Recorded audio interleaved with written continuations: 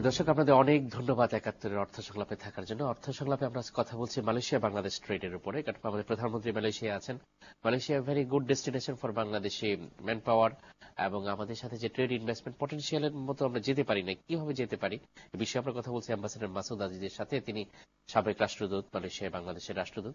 তবে তার সাথে এই পর্বে আলোচনা যাওয়ার আগে আমরা একটু দেখে নেই যে মালয়েশিয়া বাংলাদেশ চেম্বারের একজন পরিচালক মালয়েশিয়া বাংলাদেশের ট্রেড এন্ড ইনভেস্টমেন্টের যে প্রেজেন্ট সিনারিওটা কিভাবে দেখছেন।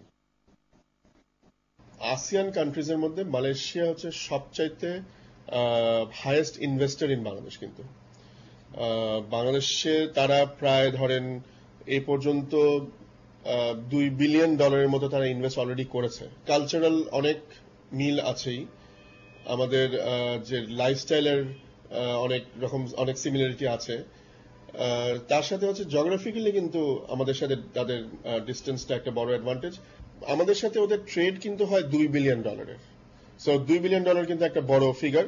কিন্তু আপনি শুনলে অবাক হবেন, মানে একটু দুঃখের জন্য, মানে আনফর্চুনেটলি, সেটা হচ্ছে এই $2 বিলিয়নের মধ্যে $1.9 বিলিয়ন কিন্তু আমরা ইম্পোর্ট করি, আর মাত্র $1 বিলিয়ন অর্থাৎ $100 মিলিয়ন আমরা এক্সপোর্ট করি। ফার্মাসিউটিক্যালস কিন্তু একটা ভালো পোটেনশিয়াল, যেটা আমরা মালয়েশিয়াতে এক্সপোর্ট করতে পারি। এটা একটা জিনিস।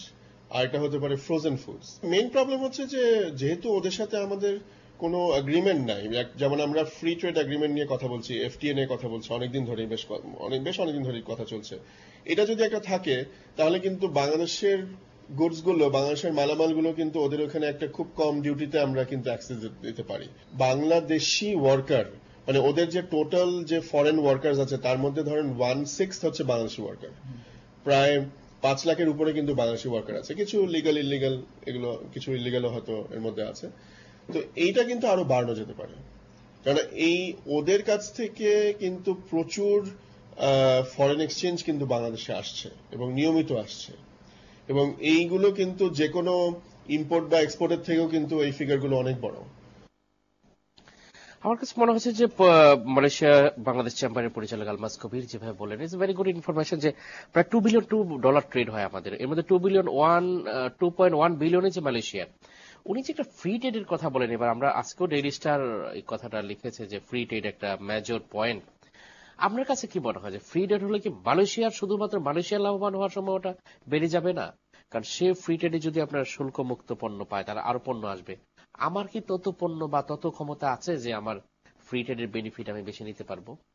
চেষ্টা করতে হবে, আপনার ক্যাপাসিটি বিল্ডিং করতে হবে। কারণ আমরা নিজেরাই সফটওয়্যার জন্য করে চেয়েছি south Asian free trade area.